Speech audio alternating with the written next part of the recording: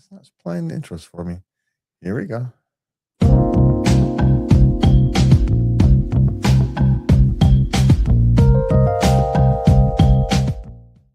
And welcome to Late Night Love. We are back again. And I'm sorry, I was just double checking one thing before we started. Tonight on Late Night Love, we're exploring the moments when life stops feeling balanced, when the scales tip, the pressure builds, and suddenly you're questioning everything from your job to your relationships to your own sense of worth. This episode is about the quiet imbalances that wear us down, the emotional labor we carry alone, the expectations that don't match the effort, the love that feels conditional, and the relationship that asks us to shrink and keep the peace. But it's also about the turning points, the moments when you finally say, something has to change, and you start choosing yourself again. So settle in and let's walk through these stories with softness, honesty, and a little late night courage. But before we start, I've got something for us to show us that's kind of in this theme. So let me do a couple things here. You're allowed to change your mind about what you want, about who you are, about what you thought would make you happy. The version of you from 5 years ago didn't know everything you've lived through since.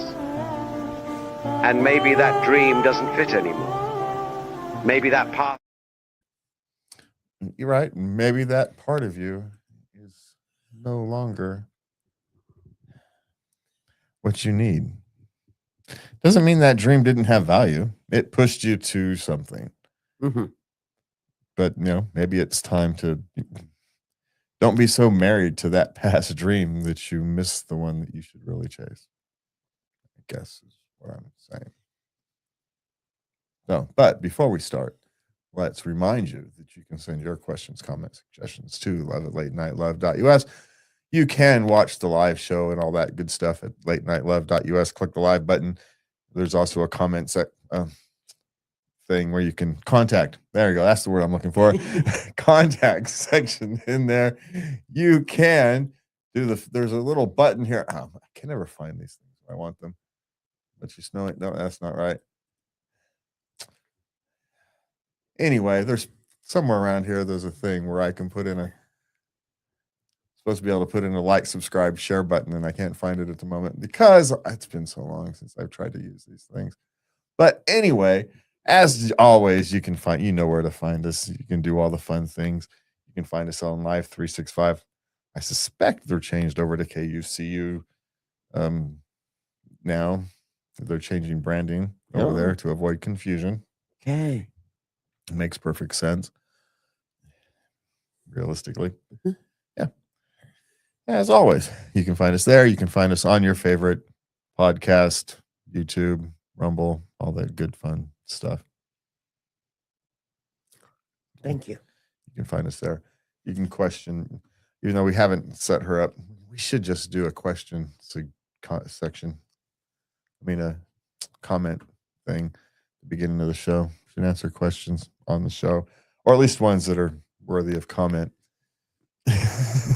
So not all are worthy of comment. Even though I think we did have one. If I was logged into YouTube, we'd do it now. Maybe we'll do it at the end of the show. Maybe we'll answer comments at the end of the show or something. Ooh. Okay. There's a couple in there that could be answered. Okay. From recent ones. Okay. So let's go ahead and get started. So where are we at tonight? In our first opening segment, we've got some weeks it feels like the world hands you every heavy thing at once. The bills, the deadlines, the expectations, the emotional labor no one else seems to notice. Tonight, we're sitting with these stories of people who are trying to hold it together while wonder if anyone is holding them. From uneven partnerships to workplace disrespect, from being overlooked to being overburdened. These are the moments that make you question your value, your boundaries, and even your breaking point. If you've ever felt like the responsible one simply because no one else stepped up, you're in good company here. Yeah, how the heck am I the responsible one here? Is a question I often find myself asking. How am I the one? When did this happen? This doesn't make any sense. If I'm the competent one here, we're all in trouble. Have you ever had those feelings? Yes. Yeah. Yes. Yeah. because I have no idea what I'm doing. Of course, as the older you get, you I'm realize making this up as I go along, and that's usually what everybody else is doing. Yeah, you think everybody else knows what they're doing. And no, if you've done something a No. number of times before, but what is it? You're not an expert until you've done something for like 10,000 hours. That's a lot of hours doing something. Yeah. And so we're all just kind of making it up until we've seen everything a number of times. That's what those 10 hours, those 10,000 hours are for. So you've seen almost everything. And even if you see something new, you have something that can relate because you've been doing this for 10,000 hours. You know, you've come across just about everything. And if not, you can figure it out. So, yeah. Just saying. All right. 10,000. Man. Yeah. Takes a long time to become a genuine expert at something. Yeah. Doesn't mean you're not good at it long before that, but a genuine expert. Okay. And it's not, not all hours are equal for all people, right? But rule of thumb. Okay. What are we starting with, Lovey? Okay. We're starting with my boyfriend doesn't want to split bills equally with me. Should I compromise or call it quits? Now, this is before they're moving in. They're Okay. doing the finances. Yeah. Okay. Well, this is a good idea. And he makes like twice as much as she does. And he doesn't want to even spend his half. Yeah. Yeah. Don't even bother then. Because he's not treating you as a partner right from the jump. At that stage, if you're going in, you're moving in together, you're creating a life together. It's no longer about necessarily equality. It's about equality of effort, not necessarily equality of things. So you'd figure out if he makes twice as much as she does, she pays a third of the bills. Yeah. Totally. Right. It's because essentially what you're doing is you're creating a family pot and you're paying bills from that. And what's left over is what you guys get to spend. Yeah. Some of it goes to retirement. Some of it goes to blah, blah, blah, all the various thing you budget. But you can still have separate bank accounts while still treating it as one single pot. Some couples have their own separate account and then a joint account that they put money into and pay the bills out of. Yeah, you put that one gets filled first, essentially. Yeah. And then what's left over, you get to do what you want with. Yeah. And that becomes one person is more capable, one person pays a little more, not because you have to, but because why wouldn't you? Yeah. Now, maybe someone has large college debts that need to get paid off. So you're paying half because realistically, that's a bill. Yeah. And so you're paying half of the, just because someone's making twice as much doesn't mean they have twice as much to spend. Yeah. That, especially these days, they could have, $300,000 of college debt trying to be paid off. And if they want to pay it off seriously, they're taking huge chunks of that. There goes half their income, even if they're making a good income. Cut it in half, and because that's what they're using to pay off debt, and you want them to be, so that things off of your head faster. It is. Yeah. And that's what you're there for, together, to navigate this stuff together. Yeah, but if you can't do that, then he's not all in. Yeah. And if maybe that's fine. Maybe it's a, roommate with benefits, I suppose. But if that's what it is, understand that going in. You're just saving some money. You're saving some rent money, and on occasion you guys like to spend enough time together where on occasion you get friendly. Oh my gosh. I'm not saying it's a good idea. I'm just saying. Somebody always starts caring more. Well, clearly, but and then babies happen. I didn't say it was a good idea. I'm just saying this. Again, I'm not necessarily, but it is an option. Just go in eyes open. And these are difficult economic times. You make economic decisions based upon, if they're in an expensive area. moving in together may just make too much economic sense, even at that, Yeah. even at just splitting the bills. So, okay. Okay. Oh, this one. Coworker who keeps ignoring my birthday without any signs of animosity towards me. Seems to like her, Uh-huh. but ignores her birthday. Does he know it's your birthday? Yeah. And maybe he just doesn't do birthdays. He just says happy birthday and that's all. Okay. Then he does not ignoring your birthday. He acknowledges your birthday. There's no presents. He's afraid to cross that line. So guess what, Sunshine? You're gonna have to cross it. It's just not what he does. Yeah. She expects more from her birthday. He's there for work. I'm sorry. This is a guy there for work. He goes in, hi, happy birthday, have a good day. And Yeah, off he goes. Off he goes. And here's the thing, he expects nothing else Yeah. from you. Yeah. That's called the lowest effort relationship you're ever gonna have, right? It really is. He's there, he's be perfectly pleasant towards you, right? But he doesn't care. Yeah. He's not gonna be mean. He's gonna acknowledge your birthday, but there's no reason for him to spend any, time out of his day or expenses to deal with a birthday present for you. Don't expect it. And you don't need to return it. He won't miss it. Yeah.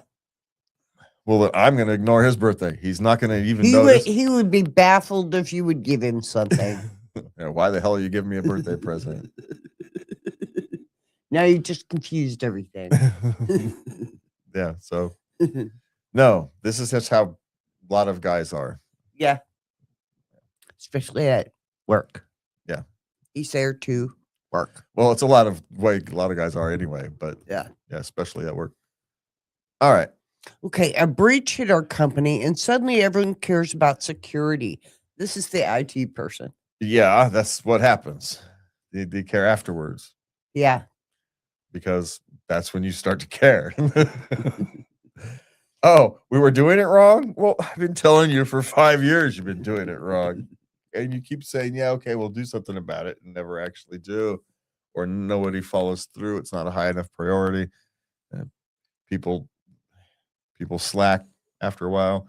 Here's the thing. You don't have to do a lot, but just do your retraining every 6 months. Yeah. See, what happens is they go through security training, and then that's it. They never do it again. So if you send them through just small security trainings every 6 months, then they're at least aware that they have security training. Yeah. It doesn't have to be this big, huge thing.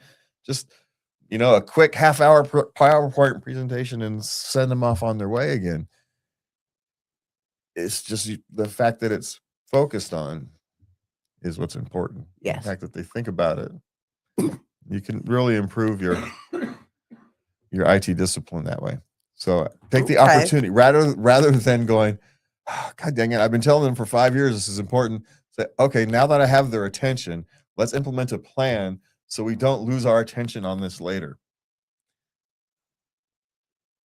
So take the opportunity that where the top people are focused on it. Okay, we need to implement a cybersecurity plan where every 6 months we bring everybody through just a quick training, a quick online training, whatever, just so they've got it in their head that this is important. Mm-hmm. And people forget. It's just a mandatory thing. Yeah, you do it when you're in orientation, and that's it. And that's it. Come on. Yeah. Be serious. Who remembers their orientation? Nobody. So every 6 months, you force everybody to go through a real quick thing. You don't make it a big, huge ordeal. Perfect. Yeah. You just make it so they have to think about it again. Perfect. And you hit them with the basics. And as long as they're thinking about it, then you've got them. You've won half the battle, right? Okay. Oh, this one. My wife doesn't seem to understand independence, and it's affecting my work. Uh-huh. Like in the morning, she's an at-home mom. Okay. And he works, like a 50-hour week to support the fam. Mm-hmm. 2 kids. And they get up in the morning and she'll say things like, oh, wouldn't it be nice if we could go out to breakfast together? And he's getting ready for work. Hello. Yeah. And now sometimes he'll indulge him, but it's indulge her. He Yeah. indulges her too much Yeah, well- because he can't help it. She just wants to be with him, Well, and it's affecting his work. Well, then you indulge her on when she's not necessarily expecting it. When you're not working, then you're going to have to find the time to indulge her on those. You've got one day off a week. Guess what? You're going to have to figure out a way to dedicate 2 of those hours, to take her out to lunch. Just going to have to, on the day you have off where there's no pressure. So you're not worried about it. She's not worried about it. Going to have to find a way to do it then. This is why people have date night. Well, yeah, sometimes, but it doesn't have to be that big of a deal, right? She's just saying she just wants to have breakfast occasionally. Okay, so on Sundays you go have breakfast. Send the kids off to church with grandma or whatever, and go have breakfast. You think I'm kidding? I'm not. To do whatever it takes. That's what she's needing at the moment, right? You know how you mothers get with the 2 young kids. She becomes mom and nobody else. And she wants a little bit of somebody else. And essentially, I don't want to necessarily say it's a cry for help, but it's a cry for help in a sense, right? Yeah. She's saying, I need some more, I need some kind of connection on a different level. Now, here's an idea. Encourage her to join a mommy and me group. Yeah, but I don't know. These days, those groups have a tendency to be a bunch of Debbie Downer negative nannies. And Not the group that I was in. yeah, but They were that was a long they time were ago. very supportive. That was a long time It ago. was 30 years ago. Thank you. That's what I'm saying. Those groups these days are a bunch of victims. You just want to be victims. So it's like Now, wait a whining minute. fest. Are you just going to shoot down my idea? No, but make sure she finds a group of positive people who are positive forwards and looking for it and generally empowering, not empowering victimhood. Okay. That's what I'm suggesting. Yeah. Don't empower agree. victimhood. No, people, you talk about your feelings with your children, raising children. And we had a little activity. We had structured. No, she needs something that's not related to children. She needs to go off and do something completely not related to kids, where she's not talking about her kids, where she's just doing something for her. Art class or something where it's got nothing to do with her kids or her families or those responsibilities. Why can't she do both? Because she needs something different. Okay. That's what she's needing. She's surrounded by that all the time. I think she just wants attention. Yes, but if she's going to have to create that attention for herself, she needs to make it for herself, not just another extension of her family, of her taking care of her family. To genuinely take care of herself in this nature, which I'm agreeing she needs to do. Mm-hmm. Right? Like I said, it's dang near a cry for help. Okay. So do something like what my youngest daughter did was run her first race. Yeah. She ran a 5K by herself, drove herself there. Yeah, and everybody can say, why didn't her family support her? She didn't want them to. She didn't want them. She said, I want to do something for me. For and by me. For and by just me. Yeah. Yeah. Take up bowling, for God's sake. It doesn't matter really. It doesn't matter. It doesn't matter whatever it is. You don't even have to be good at it. Just to do something. My mother went to quilting classes. Yeah. And she worked on the same quilt for like 3 years. And finally, they very gently told her, maybe quilting isn't for you, dear. But she's like, nope, I'm going to keep trying. Well, I went to go learn how to push buttons in a control room for a TV show, and Lord knows what that turned it out as. Turned into a career. Yeah. So, you never know where these things go. Yeah. So that's my suggestion is if you're going to have to do this, he needs to give her a little more attention when he can. Okay. Right. And he's working a lot. I get it, but find a way to take her to breakfast or to brunch or something I know it's your one day off, so spend it with her. Remember why you like to spend time alone with her. You know, you actually do. You just forgotten why because you're exhausted. And we get it. But you know what? You know, maybe some alone time with her and will actually help recharge your batteries a little bit. Reconnecting with your wife is actually energizing. And I'm not even talking physically. I'm just talking reconnecting on that human level. Or, oh yes, this person is the one that has my back. I got it. That's energizing. It picks you up a little bit. I remember why I'm getting up and doing 50-hour. Sometimes you forget. You're just kind of on automatic pilot and you forget why you're actually doing it. The real reason, right? Yeah, you're doing it to pay bills and all that stuff, but the real reason. The real reason. Yeah. So, and then she needs to find her own little bit of independence. I completely agree. To take care of herself, not for anybody else, for herself. For herself. Yeah. And encourage that. Yeah. But not instead of you spending some time with her, in addition to you spending some time with her. Yeah. Yeah. Okay. Start building a life. Hello. Yeah. Because she's getting overwhelmed as being a mother, as is completely understandable. Okay. I decided to quit effective immediately because my manager insulted me. Did I make the right move?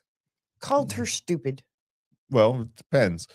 If men quit every time somebody or their boss called them stupid, every man would quit like every other month or something at least, especially depending upon the environment and where you are in the food chain and all that. And if you're the dumb apprentice who makes stupid mistakes all the time, or are you the journeyman veteran who can tell the engineer what really works? These kinds of things, right? Yeah. So it kind of depends. Depends on, is it the first time? Is your manager just having a bad day and overreacted? Or did you really screw up? Sometimes you just got to eat it. Well, just felt it was just completely out of unwarranted and inappropriate. Okay, so let me have a guess. Is this person in their mid to late 20s? Yeah. Early 20s. Early 20s. Yeah. 22, 23. They can't really take, so we'll call it rough accountability. They did something stupid. They got called stupid for doing it because it was obviously stupid. And their little sensibilities can't accept the fact that, yeah, okay, this was my fault. I need to move on. Yes, maybe your boss shouldn't have called you stupid. It's unprofessional and they need to grow. But guess what? Your boss is probably 28. If you're in your low 20s, your boss is only 5-6 years older than you. Right? He doesn't know yet that he's not supposed to call you stupid, or he doesn't have the self-control to call you stupid because he's got his manager upstairs calling him saying, "Is this guy stupid?"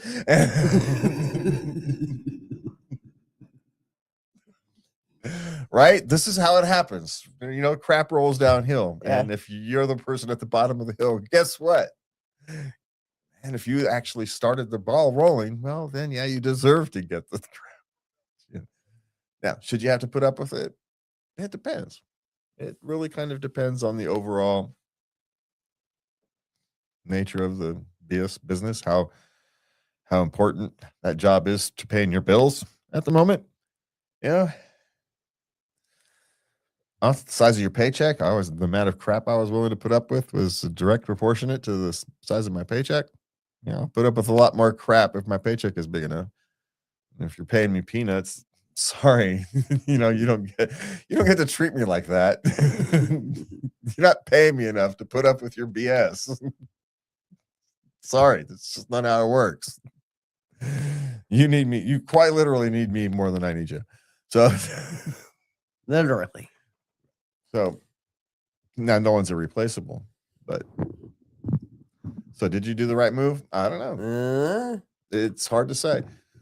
Even if it was the right move, self-reflect on what you started to create that circumstance, because those kind of things don't happen for nothing, generally speaking. You don't get the nickname light bulb for nothing. I'm just saying. So, little self-reflection may indeed be called for. So, but may also want to find a new job before you quit. Yeah. Maybe you've got one that you can lean back on. Or maybe it's only a part-time job, so it's not that big of a deal. But it's easier to get a job when you have one. Okay, what is next? Why do I keep caring about work when they clearly don't care about me? Okay, so why do you care about? Okay, you're going to have to decide what you mean by care. You care about work because the quality of the work you do is a reflection of you, not a reflection of the company you work for. Yeah. Think of it this way. You provide a service for a fee. They give you a thing called a paycheck, and you provide a service to them that we call work. Mm-hmm. It's what it is. Just like anything else. Just like when the plumber comes to your house, you give them money, they provide you a service. It's how it works. It's no different. If the economic balance changes too much in one direction or another for too long, the relationship has to change. You're no different. If your gardener stops doing a good job and is no longer worth the money you're spending, you get a new gardener, right? Yeah. That's what happens. If your plumber, is slow and overly expensive, you find a faster, cheaper one. Just what happens. You are no different. So should you care about the company? Only so much as it gives you a paycheck, I suspect. I think it's more about caring about your work rather than caring about the company. I mean, it's about your personal values. Yeah. And what you can learn in the process. I'm working with this young lady, and she says, I wanted to learn how to use the Office system, the software, like Office 365 and all that. I said, sweet, let's learn how to use it. Yeah. And so even if the company doesn't necessarily care about her, we care about her enough where she gets to learn something. Yeah. She gets to have an opportunity to learn, get new skills. Something she wants to learn. She wants to learn because she knows it looks good on her resume if she can say, hey, yes, I can use these things relatively proficiently. Yeah. So she's thinking in her 20s, she's thinking about what life is going to be like in her 30s. Okay. She's picking up skills, project management skills, and all these various things that, otherwise people who are usually at her, her level don't get a chance to do. Mm-hmm.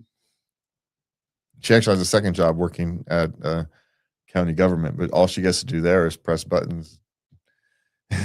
Okay. And here she gets to stretch her knowledge. She gets to learn things. She gets to try new things. Yeah. So. Yay. So, yeah. Don't worry so much about it. No, your work isn't going to care about you. Don't expect them to. It's a job. It's not a family.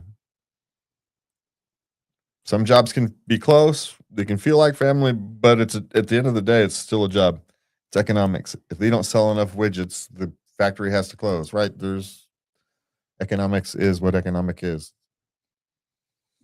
So it's cold, hard reality, man. It's jingle out there.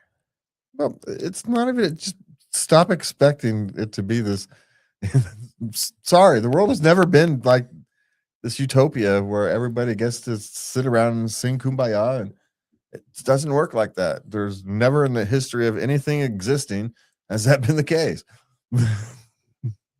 There's just nothing in past history that we get a nice, easy life. It just doesn't happen. And if you don't believe me, ask any species on the planet. Examine how they actually live. Okay, I can't help it. Even Jesus said you will have troubles in your life. Yeah. Okay. Ants go to war with each other. Yeah. Right? Ants. There's a whole freaking world they can go, and they go to war with each other. It's not like there's a shortage of places ants can create homes, but they go to war with each other over the exact same thing we do, territory and resources. And sometimes simply because you crossed some arbitrary line and now we're mad. They're no different. Ants, did you know ants milk aphids? Oh, really? Yeah. So we're not the only creature that uses other creatures and drinks their milk. Ooh. Ants do. They actually harvest them, like farm them and stuff. It's insane. It's insane. Wow. Also, carpenter ants have broken the cycle. They no longer, when they separate, they no longer create two completely separate colonies that fight with each other. They now connect them and they have like cities connected. They've evolved. Yeah, they've broken the cycle of the single queen. Each city gets their own queen, but they still interact with each other. And they're Imagine that. like the United States of carpenter ants, this place up in Canada or near the Alaska border, near an Alaska and Canada border thing. That's really crazy. So carpenter ants are a thing, man. Okay, after we just went way off. That was a tangent. Yeah. All right. What's next? What does future promotion mean on a performance review? Absolutely nothing. He got a look at all the performance reviews, and some of them said future promotion, pending promotion, it's nothing, one, stalemate or whatever, just worker, Generically speaking, it means nothing. But theoretically, okay, here we go. Theoretically, it means that people who have future promotions get stuck in a pile that will in the future get considered for a promotion if promotions become available. Like if a position comes available, these are the internal candidates we'll look at for a specific position. Yeah. And the people who are under that, they're just workers, right? Yeah. They might be very conscientious. They might want to fire them because the people who show up every day. They do a great job. Yeah, it's necessary work. They need it done. They need done, but they're not material to move on, right? Yeah. And you need the worker bees, right? And some people are to be considered for future promotions, but in a realistic sense, it means nothing. Because it's a snapshot of that moment at that time. And whenever a future promotion comes up, they're going to take another snapshot. And that's when it's good. That's what's going to matter. I suppose it can matter because you're part of the second snapshot when the other stack likely isn't. But it only lasts for a year until your next review. So just in a realistic sense, it doesn't mean very much unless it says pending promotion, right? Because then that's exactly what it is. There's a promotion in process. That's just what it is. But future promotions, it just means you're a potential candidate for future openings if they happen to occur. Kudos. Yeah, to you or to other people. Good for you. Yeah. Now, there is probably a nice coded word there for these are the people who get laid off. When if layoffs have to come, these are the people who first get laid off. Those are probably in there somewhere too. And it's not impossible for those lists to be crossed, to have people who are future promotions and also laid off on the layoff list. Yeah. Those are not mutually exclusive lists. So anyway, if you've been carrying more than your share at home, at work, or in your own mind, let this be a reminder that your effort deserves respect. You're allowed to ask for balance. You're allowed to expect fairness. And you're allowed to walk away from anything that keeps taking without giving back. So for me and Levy, have a good night. And please remember to love everybody. Good night.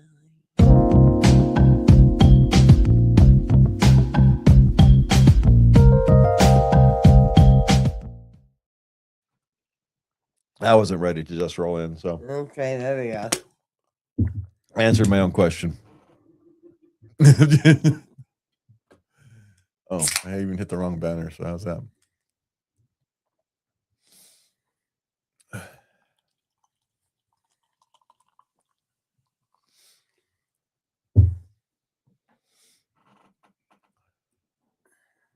Okay.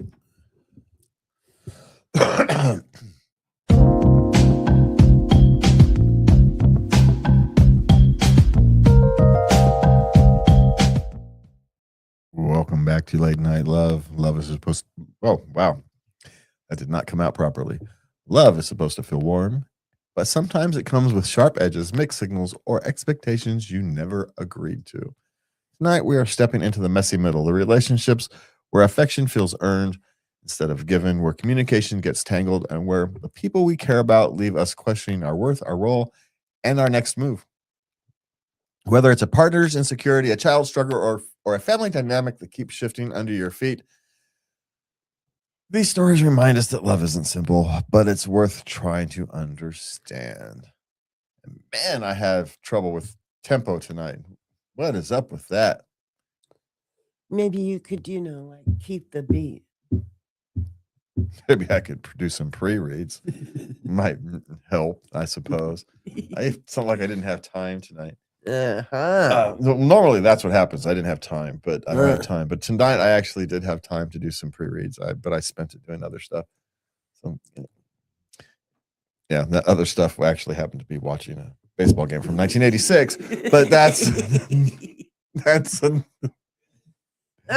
yeah. Well, you know how it It goes. happens. And in related news, what's this first question? Okay. You ready? Sure. My partner gets irritated when he sees me without makeup. How do I handle this? Okay. They're both 18. Okay. At 18, you don't handle it. You find a different new partner. Next. It's not your job to mature him, even though you finding a new partner will mature him. He's not worth your trouble. Yeah. You don't exist to make his eyeballs happy. Yeah. Yeah. It's not how this works. This is where we get unrealistic standards. Yeah. Who knows where he got this standard from? Or there is a potential here that she does her makeup, that she looks like a vastly different person. Maybe. Right. And he likes that and one he better. and he likes the other. He likes the makeup person and not necessarily the other person. But this is the thing: if that's what his likes you is for, then that's not a sustainable relationship. That's not a sustainable relationship reason. So there's just no way this works. One, because he's immature, but two, if that's his standard for liking you or not being upset. Yeah. How's that gonna work if they live together? Yeah. Constantly wearing makeup. Be real. Yeah, it's just he's not thinking, is he? No, he's not. But here's what he's thinking. He liked the cute girl with all the makeup and not the girl without. And for whatever reason, she looks differently. So why do it doesn't necessarily she looks necessarily bad. She just looks different. Why didn't he think this through before he opened his mouth? He's 18. See, a 30-year-old man, 35-year-old man would have said this. Oh, I don't find her attractive when she doesn't have her makeup on. I'm going to say, it's just not working for me. I appreciate your time, and you'll move on, and it'll just be the end of a relationship. Yeah. Right? That's how a mature person handles this kind of thing, where there's a barrier, even a physical barrier that you can't get over. It's not them, it's you. It's your problem. It's your problem. I can't get over this. I'm not going to offend them. I'm just going to say it's just not working out for me. And you move on. It happens in adult relationships. Yes, it's just we handle it like adults. Yeah, he's not handling it like an adult. Yeah, so sadly you have to, but yeah, sorry. Yeah. So don't feel the need to satisfy a single person. There are people out there who appreciate you for everything you are.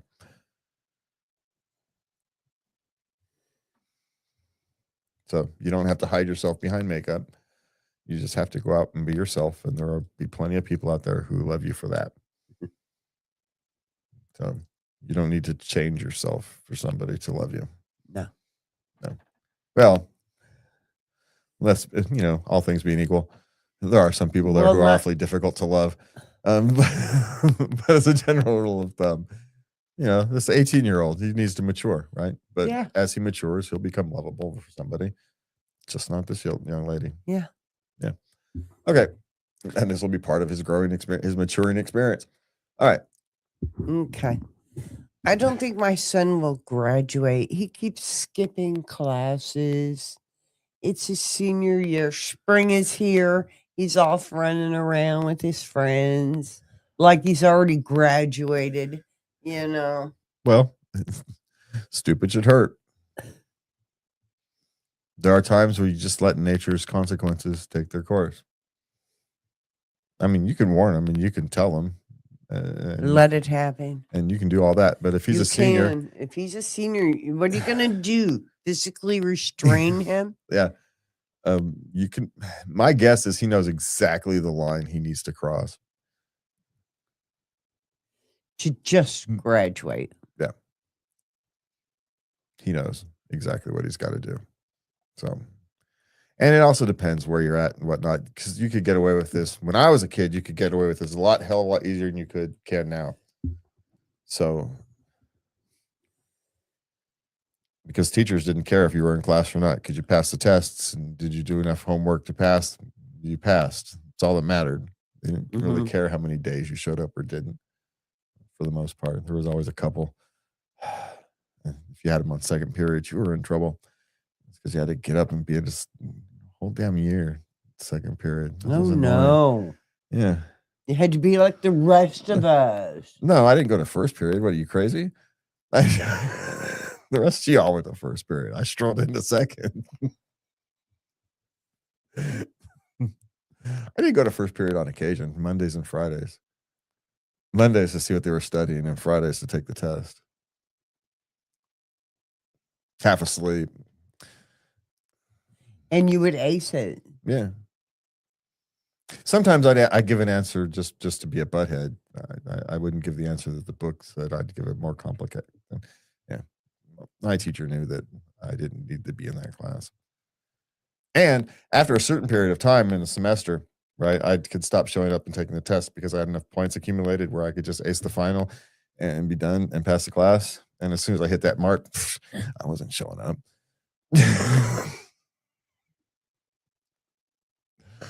Yeah. You can't do that today. Oh, there's no way, dude. They don't let you. They make you put your butt in a seat. Yeah. Oh, it's awful. But I mean, rather than the reality is that I shouldn't have been in that type of learning environment. I should have been in a different one that let me, study these things kind of at my own pace. Yeah. Do the deep dive into history for 2 months. Then you go, you kind of force me to do algebra for 2 months without really doing much of anything else. And you deep study one subject at a time. I would have been a much better student that way. Because I'm not trying to change, what I'm trying to learn every freaking 50 minutes. Not retain any of it. I took German 1 twice, and all I can say is Hausfrau. So, But they asked you to stay. Ich bin ein Hausfrau. I am not a housewife. That's all I can say. What about boy? No, I have no idea. Girl? I have no idea. Pretty? No, I told you. That's all I can say. Those are the first 3 that they teach you in any language. All I can say is I am not a housewife. I don't even know why that's all I can say. 2 years. Yeah, 2 years. So, yeah. There is a problem with skipping classes. Yeah, you can't learn how to say anything other than I am not a housewife. But in a sense, it should hurt. There is a lot. I don't want to say don't do anything, right? Because that's actually the wrong message to send to your son as well. It's just the reality is you are limited in what you can realistically do. I mean, you can cut off the tap and stop giving him money, so he really can't go do anything. It's probably pretty much all you can really do. That's all you can do. And it's generally effective to 17-year-old boys because they don't have any money of their own. They don't. So, Doesn't have a job. yeah. So, and if he's got a job and he's passing, I mean, was he passing? Did he pass his last semester? Was he on track to graduate? And all he's got to do is get through this last semester. Yeah. My guess is he knows he's passing. He's already graduating. He's already got all the credits he needs. He's just marching time. All he's got to do is pass senior English or something stupid, and then he's showing up for that one. He's skipping the classes he can fail. We're done like that. We will figure out where that line is, and once we hit that line, we don't care anymore. Because what has my sister even said today? C's get degrees, right? C's get degrees. My sister's a teacher, by the way, a high school teacher. C's get degrees. And I'm not saying it's a great strategy. I'm not encouraging it. I'm just saying he likely knows what he's doing. But turning off the tap is the best solution. Maybe if she would sit down and talk to him. Have you tried talking to a teenage boy? I mean, you could try. Don't get me wrong. I mean, don't not try it. But my guess is she's tried this already. She's not going to Reddit. Not try to change him, but from his perspective, where are you in school? Are you going to graduate? Do you have the points? What's happening? Yeah, you could. Find out. Does he have a handle on it or doesn't he? I suspect he does, but you can find out. But what are you going to do if he doesn't? It's too late. That ship has sailed. So whatever has actually happened at this time of year, whatever happened is happening. Then she can make her decision from there. What she's going to do, cut off his funds. That means making all 3 meals for him at home. Well, it just means having enough hot pockets at home for him to cook for himself. Ooh. You got hot pockets. Yeah, you don't get steak and potatoes. You get hot pockets and tater tots. What the hell's wrong with you? He's a teenage boy. He'll eat them just fine. He'll be perfectly happy eating his hot pockets, but or his frozen burritos. He'll eat frozen burritos all day long. But not having money to go out with his friends will put a crimp in his lifestyle. Yeah. So, yeah, that's suggestion is to cut off his funds and find out if he's actually, because it may be one of those things where he's gotten to the point where he's no longer motivated because there's nothing motivating him. Yeah. Yeah, the classes he's cutting don't matter. Yeah. It's entirely possible. Okay. So okay. Now, not saying you should. The poor thing. She's just so worried. Yeah, I know. I get it. But your poor mother. My mother gave up. So he's gonna do it. He's gonna do what he's gonna do. And I managed to figure it out and graduate on time. So when I was finally left to figure it out, guess what? I managed to figure it out. So that's the other part of it. Is he capable of figuring it out? It's not the end of the world. There's summer school. There's online classes he can finish. Even if it learns a tough lesson, it's not the end of the world. Some of us have to learn the hard way too. But the quickest solution is to turn off the phones. Yeah. Okay. All right. Okay, they have there's a 18-year-old girl. These parents, she just graduated. But she's walking around ungrateful, low to motivation to go to school or start her future, figure out a future, what she wants. They're willing to support her through school, help her find a job if that's what she wants to do. If she wants to go to trade school, okay. But she's just ambivalent. Yeah, well, here's the actual problem isn't the low motivation. That's perfectly normal for an 18-year-old person who doesn't really know what they want to do, Yeah. especially in a time where the whole world's telling them that the world is awful. It's never been worse. You're not going to be able to make it, even though that's not true, right? It's not true. But so the low motivation is actually completely understandable for an 18-year-old at this stage. I have no issues with that. But being ungrateful is something that you have to actually deal with. That's the thing you actually first have to actually try to figure out how to deal with. I know. Because the motivation thing will take care of itself at some point. Something they'll find some motivation, right? Hunger might be the motivation, but the desire to go to a concert might be a motivation. Who knows what the motivation is? They'll find some motivation at some point. Not if they're ungrateful of things. They need to find, a way to. They need to find a way for her to connect back to being grateful that she has a roof over her head. She doesn't have to worry about food in her stomach. That she actually has parents who are willing to support her as she figures out where to go in her life. Because the truth is, if you have that, you are within the top 10% of the world.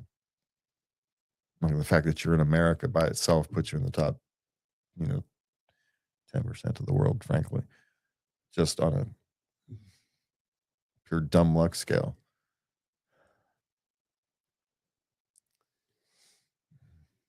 You are, yeah, just being in America, you get to be, even our poorest are better off than some people who are. Well, yeah. Yeah. I chat with a lot of people in Africa, and it's meager living. And we don't even understand. Our poorest state is above average compared to the EU. Oh, really? Yeah. Mississippi, Missouri, kick the UK's butt in terms of individual wealth. Stop it.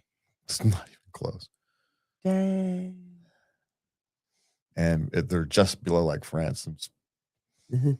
And and while they're coming up, France is going down. And or more specifically, they're staying flat while we're rising. It is more technically what's happening. Anyway, but so it's figuring out how to deal with her ungratefulness. Why is she actually ungrateful? Ungrateful. What happened? What is she? Is she to have a resentment? What? What's happening? Now, 18-year-olds tend to be ungrateful. Of everything. That's true. It's just a state of being. It tends to be a state of being, but that's the one because that can become a habit. And how do you deal with that? I raise boys. I don't know how to motivate girls. So how do you motivate girls? Take away their cell phone. Stop paying for the cell phone. You want to make an impact.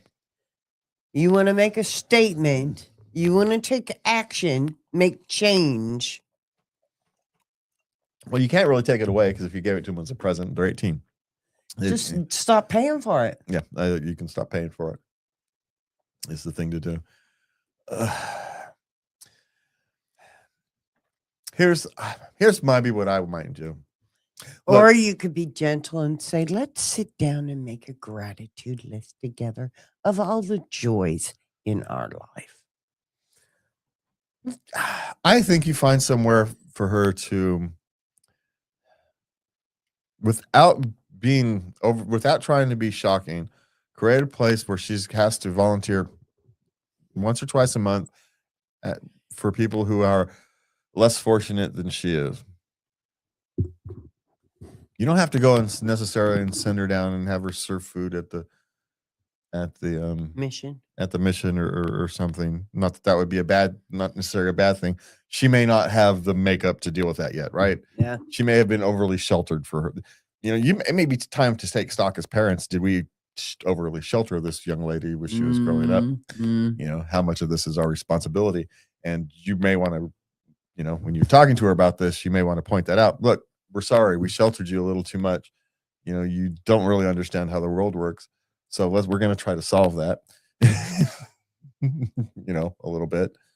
And we're perfectly happy to support you as you kind of figure out what you're doing, but you're going to have to find something to do for a couple times a month and go volunteer somewhere or go get a job, right? Care where you work, just go find something. Deliver pizzas for Domino's. Don't care. You know, Hey, there's Meals on Wheels. You can go read to the elderly. You know, any pet shelter will accept your help gladly. Yep. Find something you're somewhat interested in and give it a try. Let's develop this young lady's empathy. Yeah, well, here's the other part of it. It's a chance for her to get some competence. Mm-hmm. And with competence comes confidence. Confidence. And with confidence, the ungratefulness goes away. Because you now is it really insecurity? It's part of it. She hasn't found her place in the world yet. And in a sense, she's been told that she's owed a place in the world. And so it's not, you gotta create. It's not even her fault, right? So knows your way in. So you do want to be gentle. The world does not care and go, oh, come here, hon. Come on into the fold. Let's give you a meaning for your life. No, but the schools have lied to her entire life. And now she's set off free. Here you go. And set off into the, right? You've been set in this nice protected area. And then next thing you know, you graduated, off you go over to the lions. I do. Yeah. And so, yeah, she's a little not motivated to go out and do that. Yeah. She has a nice little protected area inside your house. Why'd she want to go out with the lions? We didn't prepare her for that. We prepared her for a school education experience, and she barely survived it. And now she's facing the lions. She's not feeling competent enough. And so, yeah, she's going to be ungrateful that she's not prepared. Okay. But is it ungratefulness? It's a cover for insecurity. Yeah, that's what I thought. Yeah, so. she's scared. She's scared. She's scared. And the lack of the motivation is, yeah, you wouldn't be motivated to go out with lions either. You know, I'm completely unprepared for going out there and dealing with all these things. I'm not prepared. You're right. You're not. None of us were at 18. But what we did be prepared for is we were prepared to suck it up and give it a try. And they didn't prepare them for that. Oh, you got to be prepared for failure. You're going to fail. Yeah, we were prepared. Our generation was prepared for failure. You're going to make mistakes. I was told you're going to make mistakes. You just get up and dust yourself off and try again. But the post-participation trophy generations aren't prepared for failure. Ooh. They've been cheered on and encouraged, and failure was good enough because they tried. And it's good that you tried, but you're going to have to succeed tomorrow. Even I knew all those kudos and those little, you just need a nap. You know, that was fun. I knew that wasn't going to last. I knew that was childhood. I knew adults went to work every day. Oh, your grandpa made sure you knew. Grandpa did. Yeah. Well, you couldn't miss it, right? You lived on a farm, Grandpa. You couldn't miss what life was really like living on a farm. That's part of the difference. Yeah. It's just life is real when you're on a farm in the 70s, right? Yeah. There's nothing realer than life in a farm, pre-1980s, where it became, corporate and machinized and just saying. It was a family farm. Yeah. That was the norm at pre-1980s. Yeah. So anyway, understand, have a little compassion for her, but get her some skills, force her to do some volunteering if she has to, so she can feel competent, so she can, feel like she can take on the world. No, fuck it. Just turn off her phone. Or you could do that. Or you could do that. You can do that. But if she goes, now how about this? if she doesn't go along with the program and find something to do to start, building a life for herself, the life doesn't necessarily have to be paid. She just has to start building a life for herself. Yeah. Right. It can be volunteer work. It can be education. It can be something. It can be work. She just has to do something. She has to get with the program. Yeah. And it's because it's good for her. You're still parent. She's a teenager. Yeah. She's still a teenager. I mean, just because she turns 18 doesn't. I got news. You never stop parenting. I have kids in their 40s. I'm still parenting. Yeah, it's just vastly different. It just changes how you do it. Oh, totally. It changes, but it's just as heart rendering. God. But the ungratefulness is going to be what's going to have to break, but because that's only going to come with confidence. Oh yeah, that will end definitely. Let's see. 24, 25, I started becoming smarter. That's when it started. They started to ask me for Only if you, but advice. Only if they start to become competent in something do you know that you're not competent in other things. Oh yeah. Yeah. So once they start having, experiences where they feel confident in things, Oh, something occurred to me. get her experience. But I turned 17. I graduated a year early tonight. Yeah.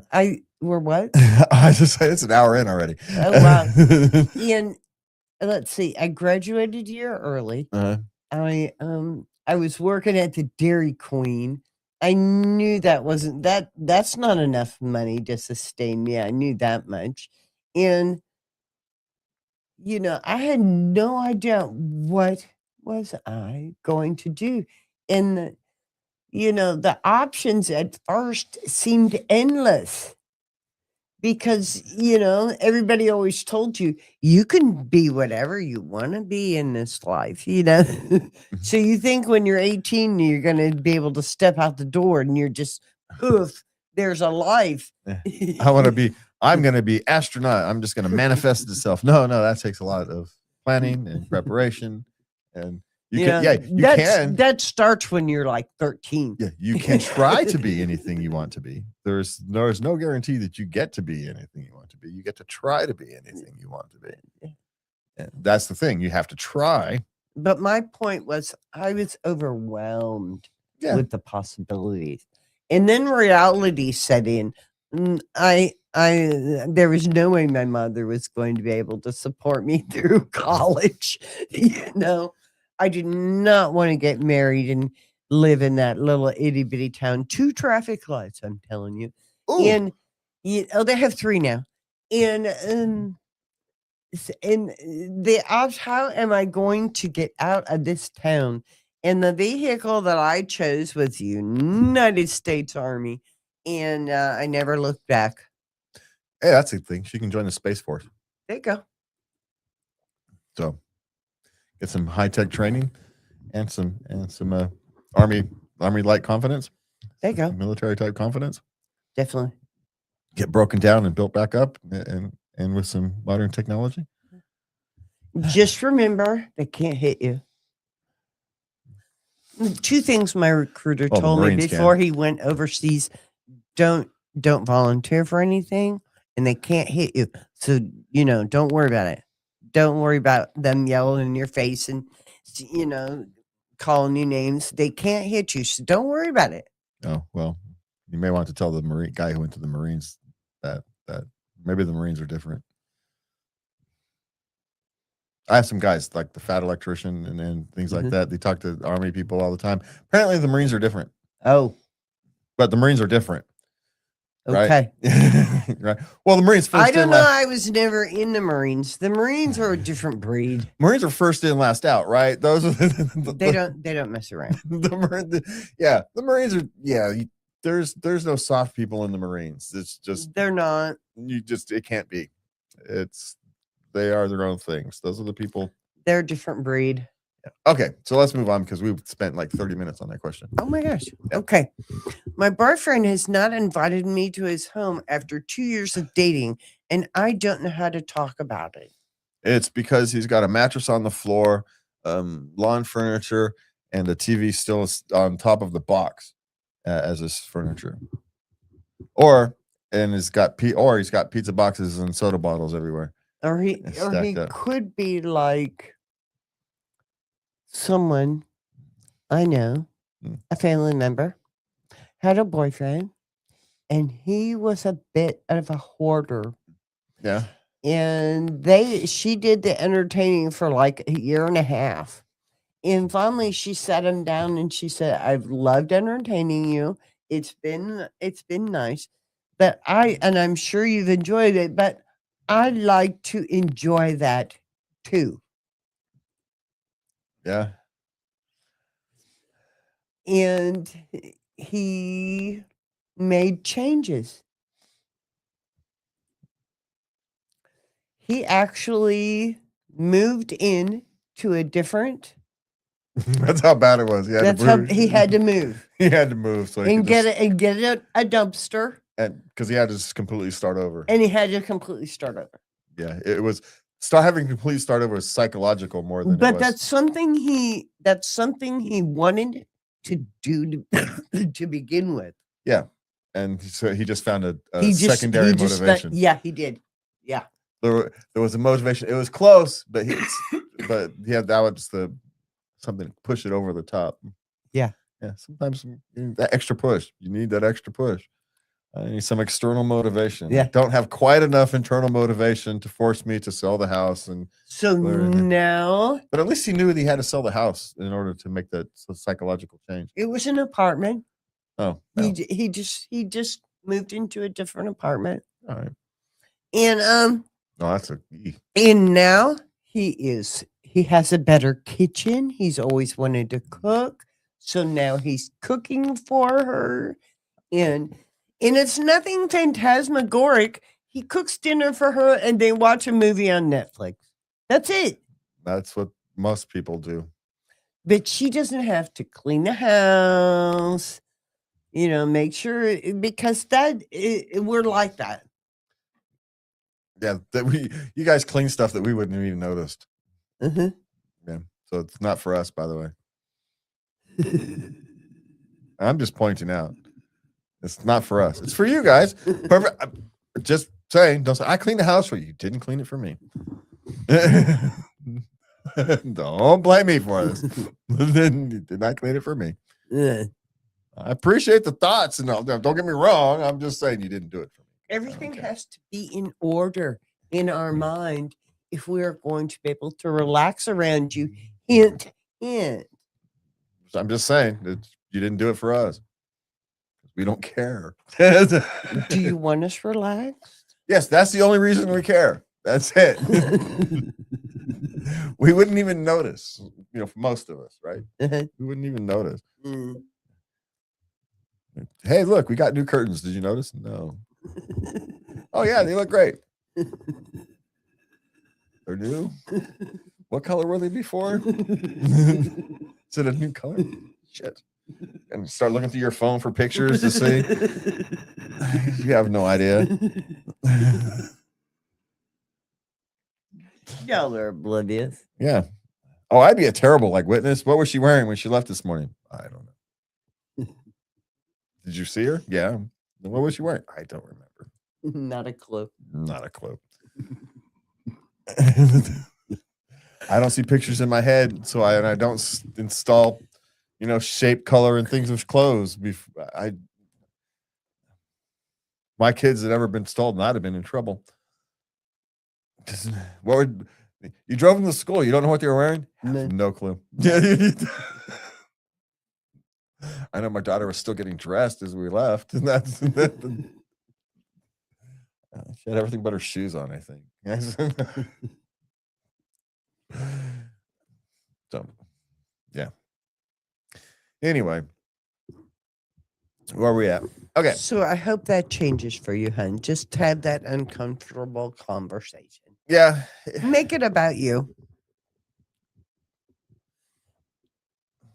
ask them to help you out.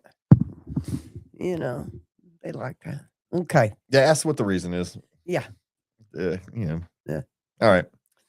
Okay. Father is threatening boarding school over failing grades. Now, this is a sister worried about her brother who is 16. Yeah. Military school is probably good for him. Frankly, Might be a good idea, hon. it might not be the worst thing in the world. Yeah. Because my guess is it's not just failing grades, Yeah. right? Starting to get in with the wrong crowd, Yeah. starting to get in more trouble. And so you change his environment. I'm not necessarily saying it's the right thing, but it may not be the wrong thing.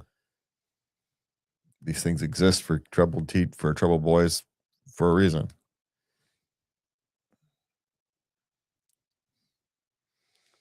You used to ship them off to your uncle, your brother. Let your brother handle it.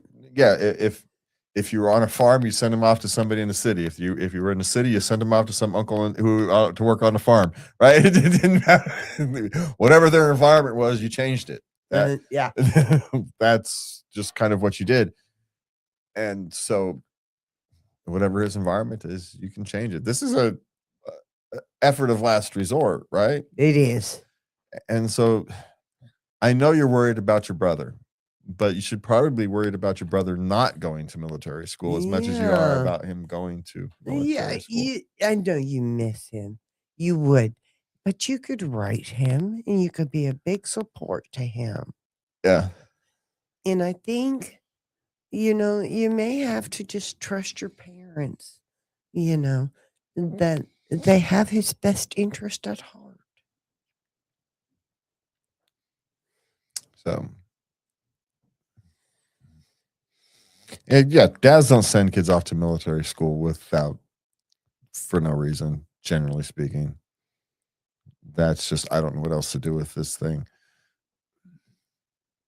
Dads don't surrender easily. So, and sending your child off to military school is essentially I can't deal with them, so let the military do it. But This is beyond my skill set. he, for whatever reason, he needs to be broken down and built back up again, just like you do in the military. Yeah. He's 16. He can handle it. He will. He'll be all right. He will. He'll be fine. So It'll make him. now, as long as it's not just failing grades. If it's just failing grades, then you're right. That's over the top. It is. But I have a suspicion it's more than just failing grades. So he's starting to get into trouble, and they're trying to keep him out of jail. Yeah. Is what they're doing. what they're doing. Yeah. Yeah. There may actually be things going on that you don't know about, huh? Yeah. Yeah. Okay. Or that she's not saying here. Yeah. Okay. Okay. Anyone's child taking Latin in high school? My kids didn't take Latin. I mean, I could understand in private school where they would do that. I mean, do you have to take it in college? I didn't. Well, it depends. If you're at a top end school, then yes, you're going to have some children taking Latin. Yeah. It's just it's because it forces you to think differently. Is the actual reason you take Latin, because now you know the root of a lot of words. Yeah. And because you know the root, you know the history of it, you are forced to think differently. And changes how you speak. Yeah. Well, you learn things like police and politics, and they all have the same root word. Root Latin. So there. Policy, politic, police. Yeah, they all have the same Latin word. Polic. It's all the same Latin root. We're all the same thing. Did you take Latin? No. Okay. God no. barely pass English. What are you talking about? Latin. I took 2 years of German. And you got one sentence out of it. I got one sentence out of it. Hey, in my defense, James May took German and only has one sentence out of it. Something about water being wet. Of course your hands are wet. They're underwater or something, under the waterfall or something like that. It's some goofy sentence. Just as goofy as I am not a housefrau. I'm not a housewife, right? It's just as goofy. I mean, like housefrau. I am not a housewife. I still have no idea why I remember that. Okay, what's next? Okay, other parent angry at sleepover wrestling. Okay, now check this out. Yes. Okay, she's got 3 boys, various stages. Sure. And they're all into the WWE. Okay. They're into the wrestling. Yeah. So she gave up to, allowing them to wrestle in the living room and break stuff. She got tired of it, So she she bought a bunch of mats, and in a portion of the garage, she just laid down these mats and said, go out there and do it. Well, there was a sleepover, and the boys decided to go out there and do some wrestling. And the other parent got mad. The other parent doesn't know what boys do? Apparently. This is just perfectly normal boy behavior since, God, I don't know, the beginning of time. This is just what boys have done since the beginning of boys, frankly. In fact, kittens do it. Kittens wrestle their siblings all the time. It's like it's a perfectly natural thing to do. So, got one of these parents who think their kids need to live the world in a bubble. And so, I don't know. Here's the thing: how much you want to bet that child and the parent have vastly different feelings on this issue? Oh yeah. That kid had the time of his life. Yeah. Was a little sore, a little bruised. He didn't care. He's a kid. He'll be fine tomorrow, or in a couple days. He's a teenager. So I don't know. This is one of the things, me as a parent, I wouldn't really worry about it. That's life. And nobody got hurt. I don't get it. Nobody got hurt. I mean, like you said, there was a few bruises, but there was no blood, no stitches, no broken bones or fractures or anything, So, I mean, as far as I'm concerned, it was no harm, no foul. For teenage boys, they didn't bloody each other's nose. They were taking it easy. Yeah, well, my son he's 30 something. He still's got a bad back because of the wrestling stuff they did when they were teenagers. So, going a little far.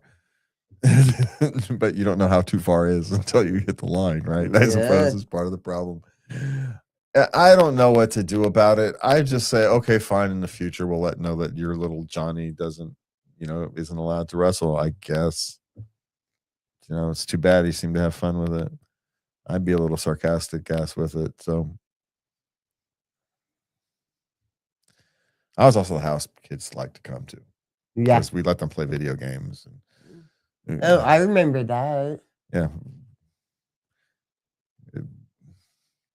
They're not out, we live near the ghetto. They're not outside running the streets. They're safely tucked away inside the house. Let them make noise. I wasn't going to stop it. I remember when I first arrived, and I'm like, how come the kids aren't running around in the neighborhood? And you're like, I just got them into their rooms.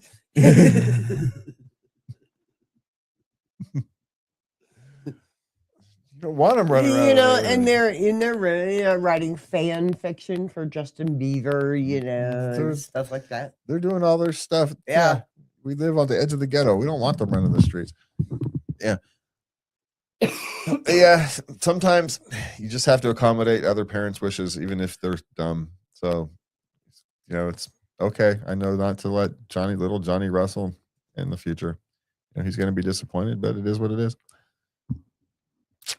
So, no, I might let him do it anyway and let the parents be the ones to tell him, no, you can't go over there. But that's put the ball in the parents' court. But we shall see. You have to decide for yourself how much you do or don't want to push back. Yeah. Okay. Love isn't always soft. Sometimes it's uncomfortable, confusing, or downright exhausting. But every moment of honesty, even the hard ones, is a step towards deeper connection. You are doing the best you can with the heart you have. And before we go, we want to remind you can find us at latenightLove.us. You can send us your questions, comments, suggestions to love@latenightLove.us. Hit the like, subscribe, comment, share, blah, blah, blah buttons and all that good fun stuff. Have a good night. Oops. And please remember to love everybody. Good night.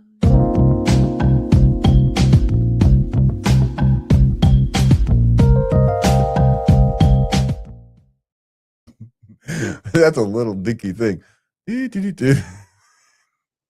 we go. There we go. We're back to We had a little technical issue. yeah, no, that was What the heck? what the heck was that?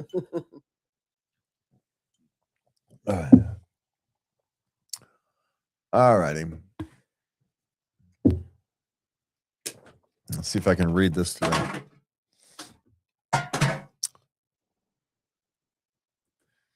I can put this up. QR code. Okay. All right, you ready? Yeah.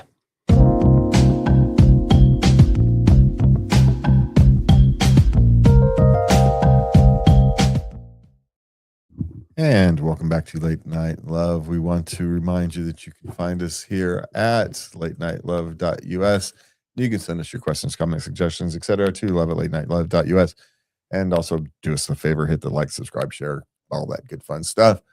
And all right, so every relationship hits a moment where something has to change. The truth comes out, the trust cracks, or the future suddenly looks different than you imagined. Tonight, we're walking with people standing at those crossroads, trying to decide whether to rebuild, to let go, or to rewrite the rules entirely. From betrayal to mismatched values, from second chances to hard boundaries, these stories show what it really means to choose yourself while still caring deeply for somebody else. Crossroads aren't comfortable, but they're honest. Honesty is where the transformation begins. All right. Well, let's just hop in because this has been a long show already. Okay. This is my favorite section. Okay. I, after a long period of depression, finally stand on my feet and want to repair my relationship with my husband. Is it possible? Now, I have a lot to say because I have been where you are. But first, I want to ask you. Mm-hmm. You went through this with me. Mm-hmm. You stood by me, and I was just overwhelmed when it just really hit me how much you really loved me. So this is what she's going, and she wants to show him that she appreciates him, and she wants to deepen their bond because she just hasn't been able to be there. Now, I know those feelings. Uh-huh. What would you suggest? What do you think he Here, would- all he has ever wanted is for you to start feeling better. That's it.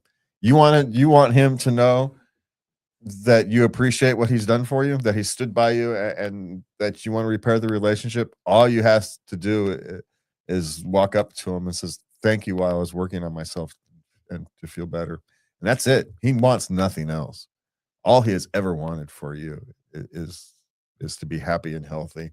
He's probably been lost trying to help you as best he can. He hasn't been able to figure out, how to help you. Yeah. Even though he has been. Yeah.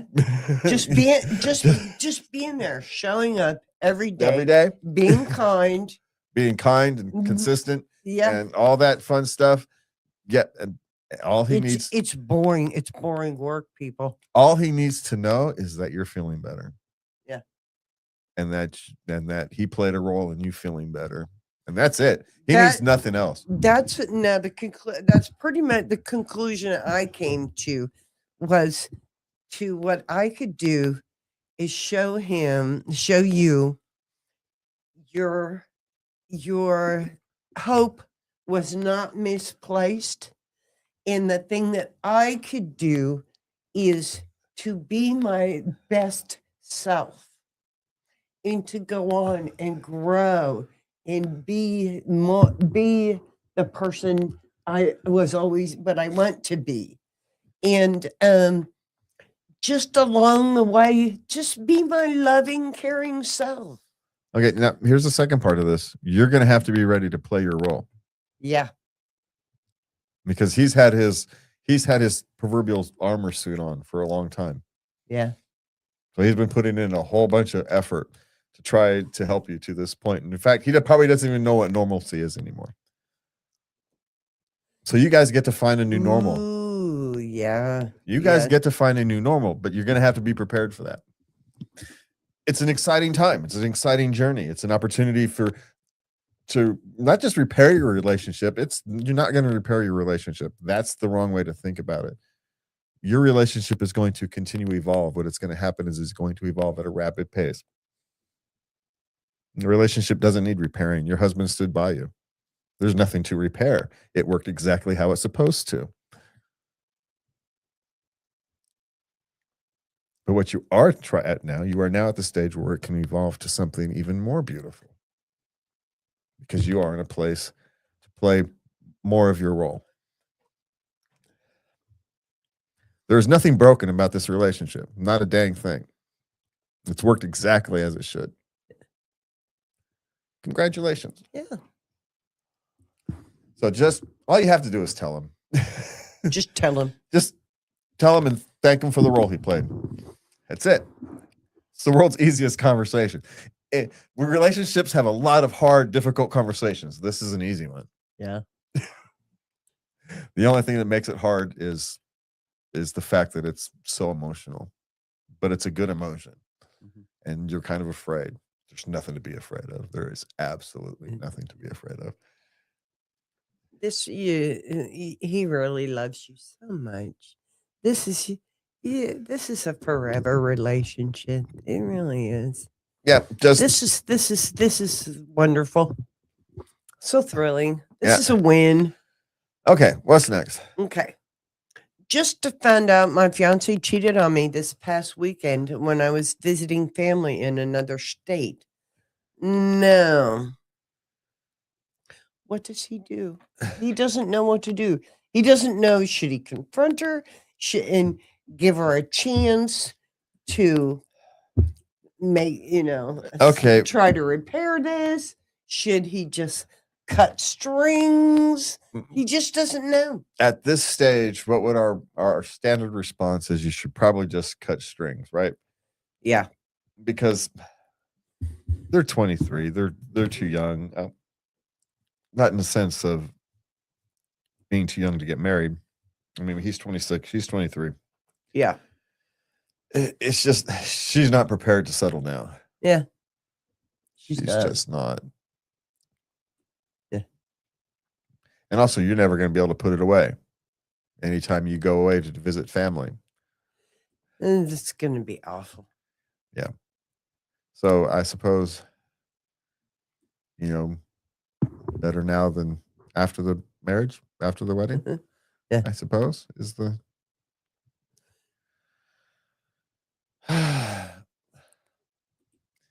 Yeah.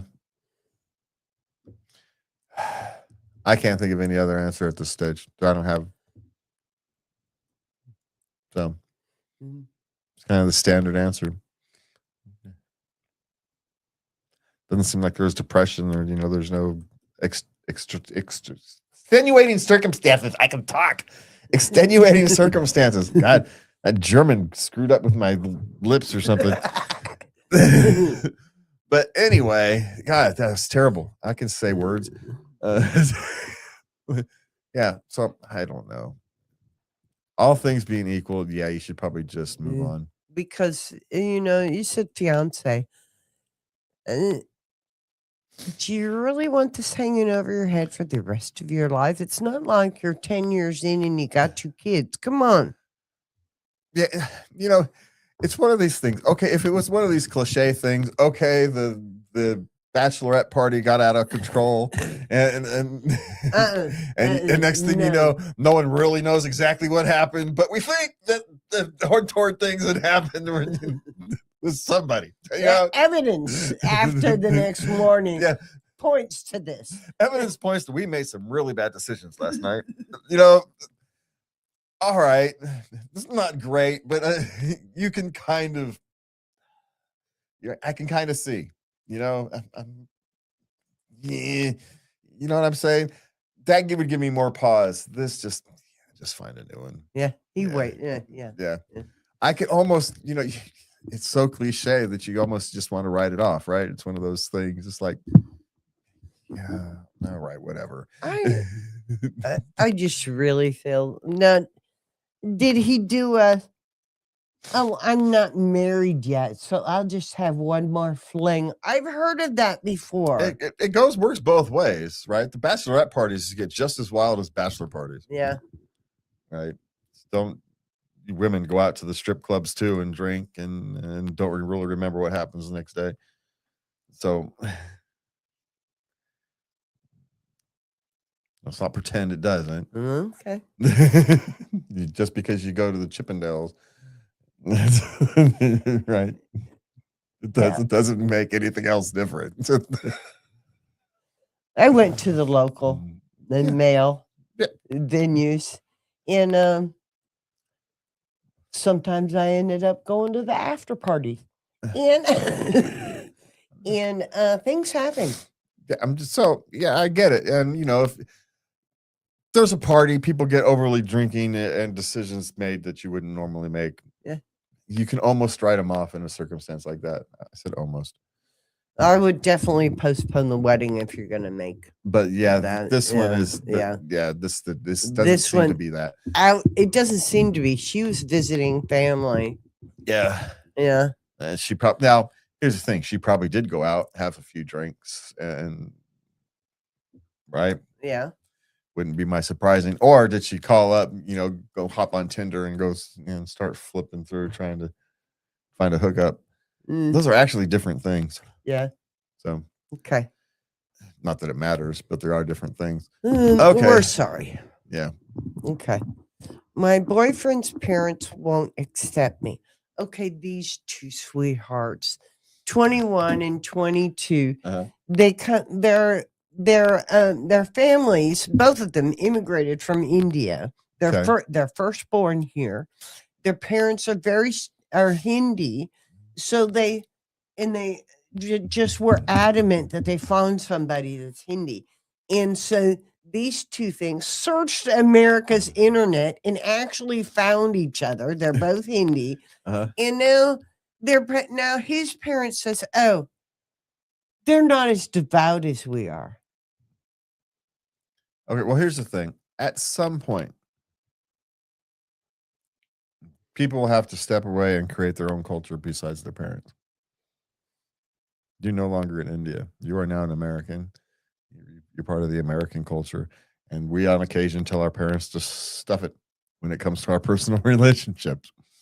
And so my suggestion is, if you actually manage to go out and find people in this crazy world and found people you actually like, you get to tell your parents to stuff it. They'll come around at some point. They will. And if they won't, well, that's their problem, not yours. It really is, hun. You found somebody.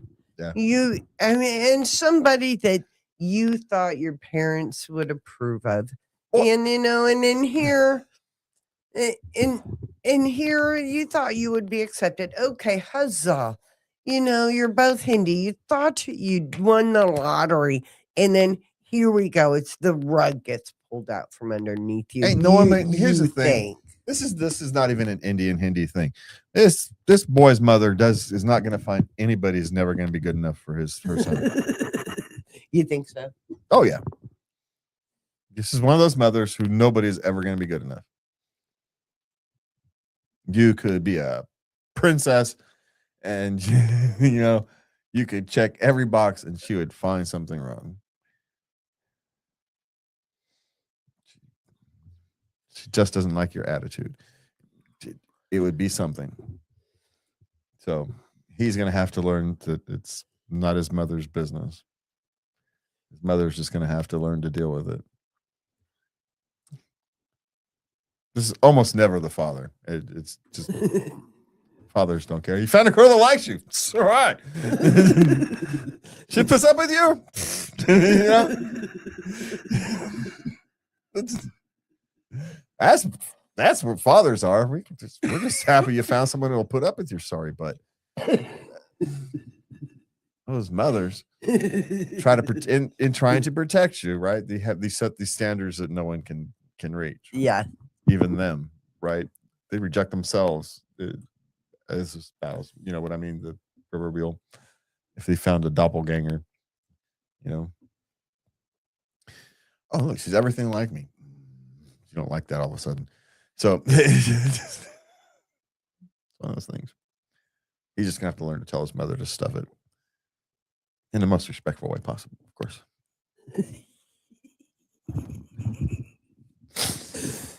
Good luck with that. But you're gonna have to do it at some point. If not with this lady, with another one.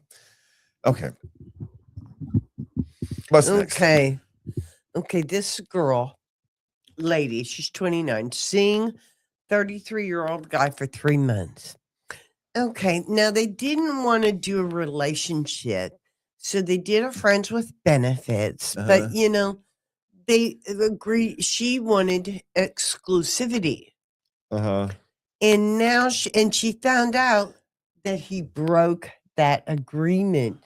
Now, how does she handle Friday? There's courtside seats. She really thinks she should, you know, he broke the agreement. She should just ditch him. But courtside seats? Well, with courtside seats to what? Basketball game. Well, how bad do you want to go to the basketball game? Yeah, and then you ditch him afterwards, right? And I suppose it's the question.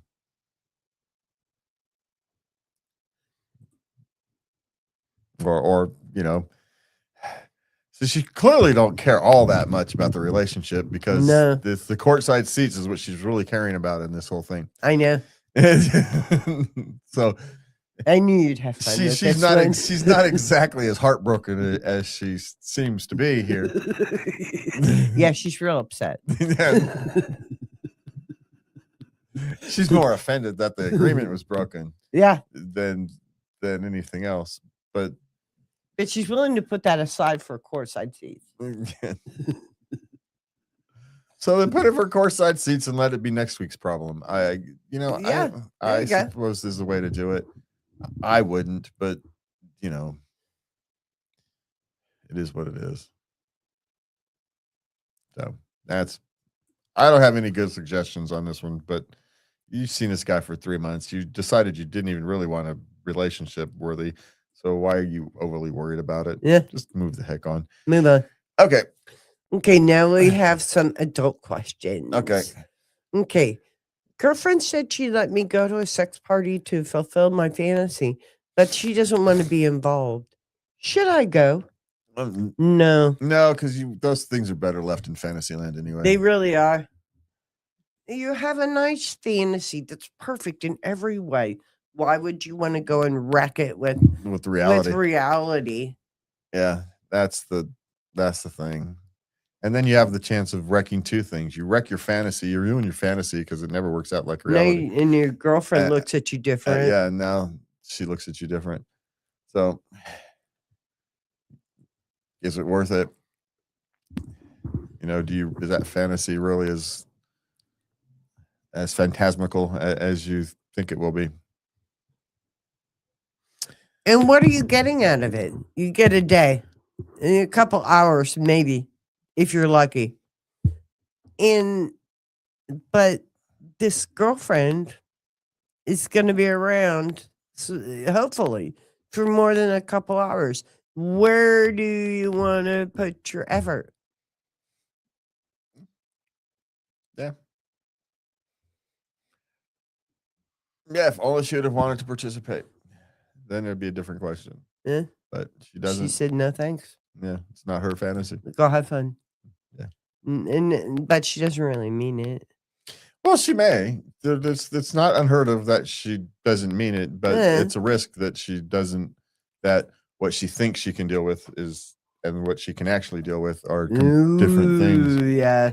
She may intend to not have it bother her, but it doesn't mean it's not going to bother But her. in reality, she may not be able to just let it go. Yeah, she may think she can, She may think so. but Sure. yeah. So, and that's always the risk. That's no. Know thyself. I know myself. Sorry. All right. What's next? I think my boyfriend is taking advantage of my submissiveness.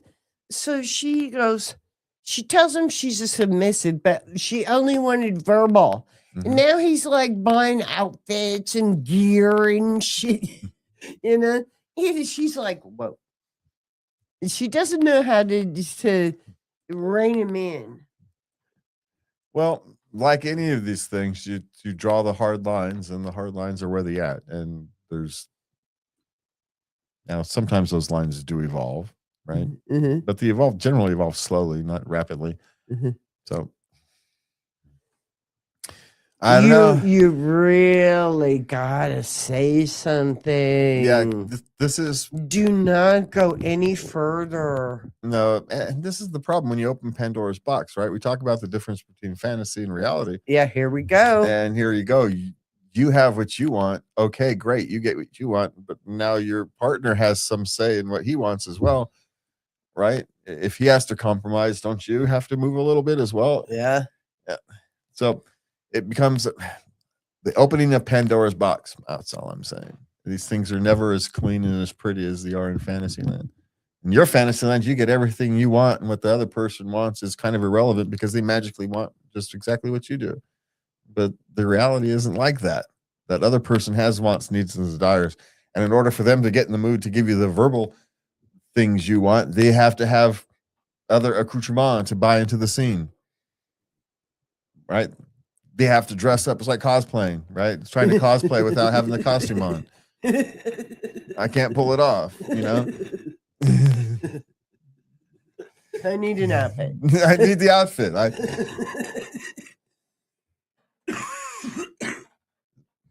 So, you know, there's that kind of compromise there. Yeah. And you may have to either decide which is more important.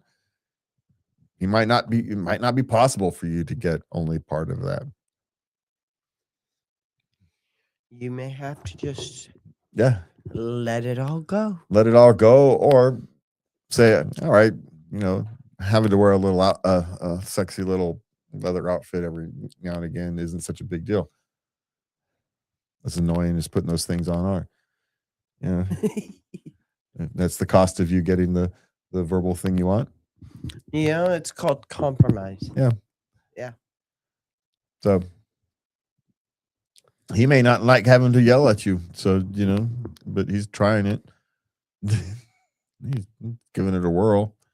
He also could be taking advantage. It's not unheard of. So I don't want to rule that out either. Okay. Right?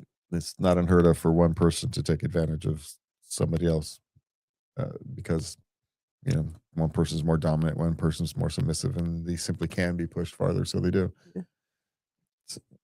Well, he thought that's what I believe that he thinks, you know, that's kind of inherent in the whole genre, you know, that you get pushed, you know. Yeah. So he may be doing what she thinks he thinks she wants. I think it may just he has to set the scene in order for him to be able to suspend the disbelief. He needs to okay. You know, if it's going to have to be theatrical, he's got to get theatrical. Yeah. You know what I'm saying? Yeah. He can't pull it off part way. He's got to go in. That's why they call it a scene. Because you're pretending. You don't actually mean it, right? You're an actor. Well, there are those that actually do. Yeah, well, yeah, but how many of you don't want that outside of the bedroom, right? That's the whole thing. I know it bleeds over. That's why I don't like power. That's why I don't like that stuff in relationships. Power plays. It bleeds over. It does. And then it becomes weird. Yeah. Okay. Last question. Are condoms okay after sitting in a tent for multiple hot days in a row? Okay, we're talking 5 days, 90 to over 100-degree heat in the tents. And I went to Chat GPT. they cited Planned Parenthood and CDC saying no, this is risky after condoms after being exposed to high heat because the materials are affected at that high heat, especially latex. Why are you being cheap? Spend the $10. Go buy other condoms. Well, except here's the thing about this. I have a suspicion that it's not as, because I've worked in warehouses and shipping. You know how hot those trailers get that these things are shipped in? So you have these things sitting in warehouses and trucks in Arizona and places like this. And so you're going to tell me all those condoms are no good because they sat in the heat? For 5 days. Yeah. That's what CDC I'm just and saying. Planned Now, Parenthood recommend. It's going to depend on conditions. Were they still in the box? Was the container left out? Are they in the shade? 95 isn't all that hot. It's perfectly normal conditions. If a condom can't survive 95-degree heat, it shouldn't be on for sale as a condom, quite frankly, because 95 is a perfectly normal summer temperature. So now, actual heat, if you actually left it out in the sun, in the sunlight, and it was sitting there baking, yeah, okay, I can get it. But sitting in a tent where the tent doesn't get to be 120, 130 degrees in the shade. It's shaded, it's still in its container. I think it's probably less of a problem than just simply because I've worked in logistics and I know those I things wouldn't are risk it. those things are shipped. I wouldn't want to risk it. It's too important. So I don't know. I think some people are being overly cautious. I mean, again, if it's sitting out in this hot sun, on a 110-degree day, but 95 is a perfectly normal day. It's not extreme heat. Sorry. I do agree. Since when is 95 extreme heat? For 5 days? That's a perfectly normal summer week. Quite frankly, around here, that's a cool summer week. We only hit 95 as the temperature. We're all happy. It's not even hot. That barely registers as a summer day. What are you talking about? Where you people grow up? But yeah, I get it. If you left it on like the counter at the top of your car in the windshield and it was sitting there for 5 days baking in the sun, yeah, you probably ruined it. I'm not going to disagree. Okay, but if it's just sitting in your tent, still in its box, it's in the shade. It's not melting. You're not killing. What about the teenager who carries around a condom for like 3 years?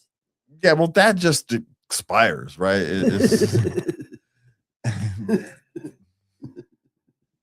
Even though it's probably good till whatever, but it's probably better than we think. It's not the guy who carries it in for 3 years. It's the guy, the same one's in there for 5. Those things do have an expiration date. So yeah, you can just look at the expiration date.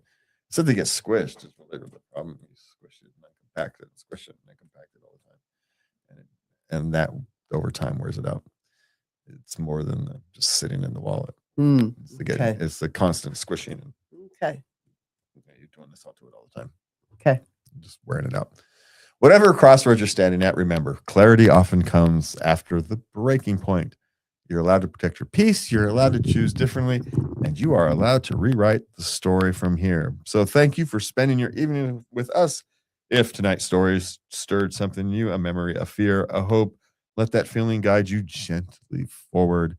We are all learning how to balance love, responsibility, and self-respect in a world that doesn't always make it easy. Have a good night. And remember to love everybody. Good night.